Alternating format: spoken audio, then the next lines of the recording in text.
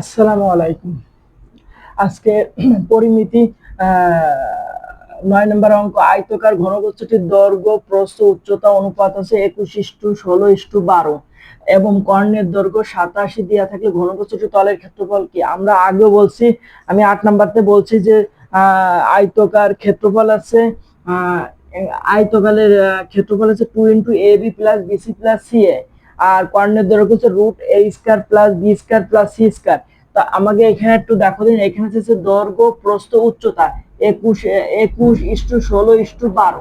তখন আমাকে যদি ১২, ২১, ১৬ যদি এরকম থাকে, তাহলে আমরা সেটা মনে করে নেব। যেহেতু আমরা ইস্টু থাকলে আমরা এক্স বানাই নেবো, কিংবা বানাই নেবো এক্স বানাই নেবো। তাহলে আমরা কি লিখবো? মনে করি। আমরা কি লিখবো?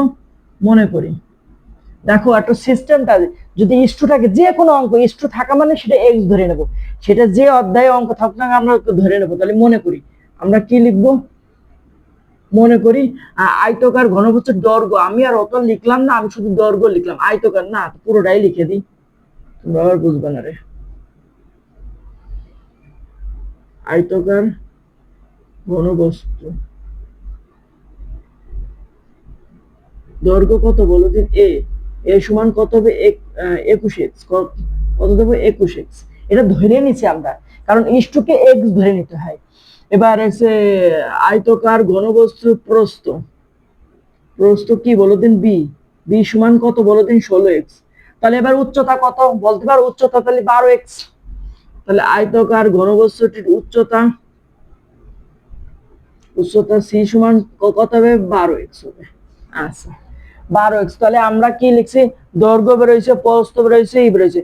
দেখো দিন আমাদের এবার কি চাইছে? কর্ণের দৈর্ঘ্য। দেখো আমরা প্রত্যেকটা লাইন সিস্টেম করে করে যাবো। কর্ণের দৈর্ঘ্য 87 দিয়ে আছে। এবার লিখবো কি? আয়তকার ঘনবস্তু। তাহলে আমরা লিখবো আয়তকার ঘনবস্তুর কর্ণের দৈর্ঘ্য। তাহলে আমরা লিখবো হচ্ছে কর্ণের দৈর্ঘ্য লিখি, আর আমার ওপর লিখতে মন চাইছে না। কর্ণের দৈর্ঘ্য, কর্ণের দৈর্ঘ্য সূত্রটা কি বলো দিন? √A² + B² + C²।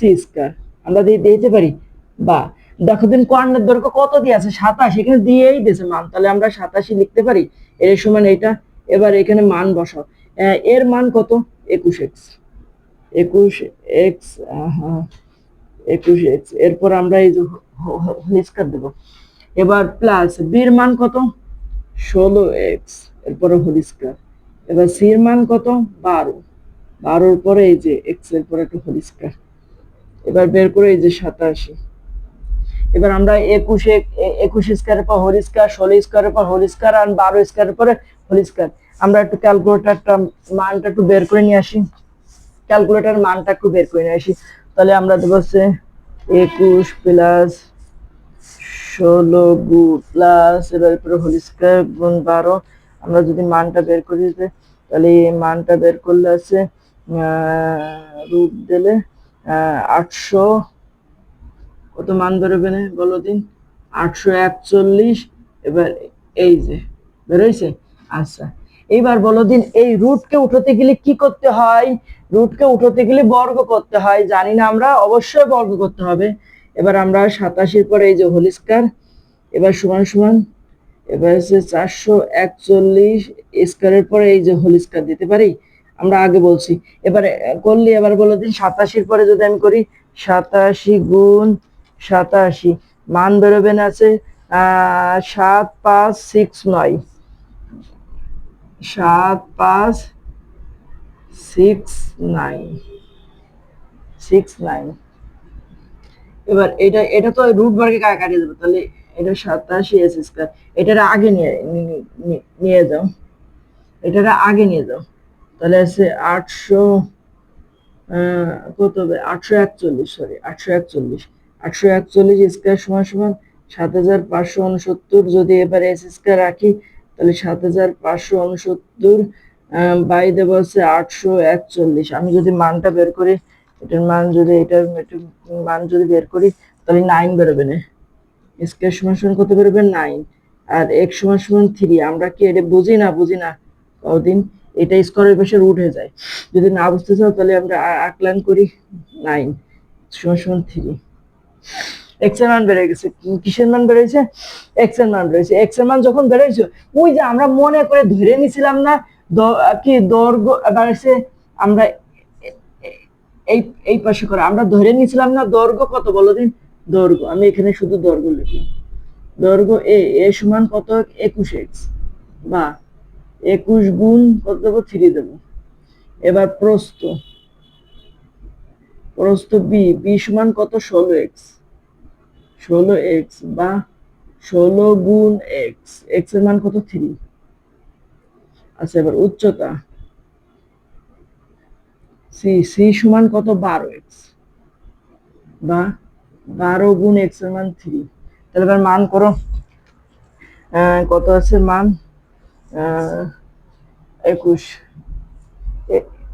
21 গুণ 3 তাহলে মানে 63, 3 × 48, 3 × 12 36। এইবার এই মান বেরোইছে। এবার আমাদের কি চাইছে বলো দিন, ঘনবস্তুটির তলের ক্ষেত্রফল বের করো। কিসের ক্ষেত্রফল বের করছে?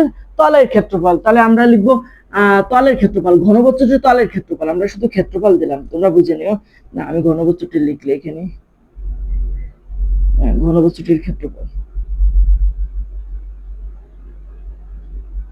ঘনবস্তুটির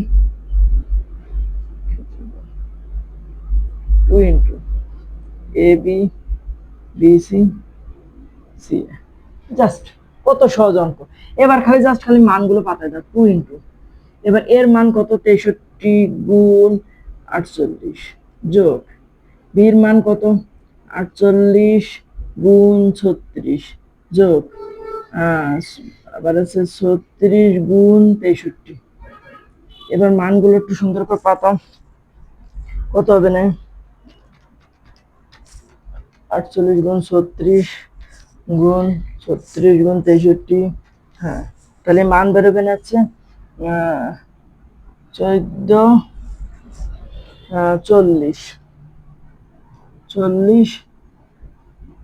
মিটার। মিটার গুণ করলে বর্গ মিটার, এটা তো আমরা সবাই জানি। কতদিন অঙ্কটা কি বুঝতে পারছো? আবার একটু বুঝাই বলি। আয়তকার ঘনবস্তুটির দৈর্ঘ্য, প্রস্থ, উচ্চতা এটা দিয়ে আছে। এবার কর্ণের দৈর্ঘ্য এটা দিয়ে আছে, ঘনবস্তুটির তলের ক্ষেত্রফল। তাহলে আবার আমরা ধরে নেব। এবার কর্ণের দৈর্ঘ্য এটা মান বের করবো, x এর মান বের হয়েছে। এবার ধরে নিচ্ছ সেই মানটা পাতাবো, আবার ক্ষেত্রফলের মান পাতাবো। কত সহজ না অঙ্কটা? আশা করি বুঝতে পারছো।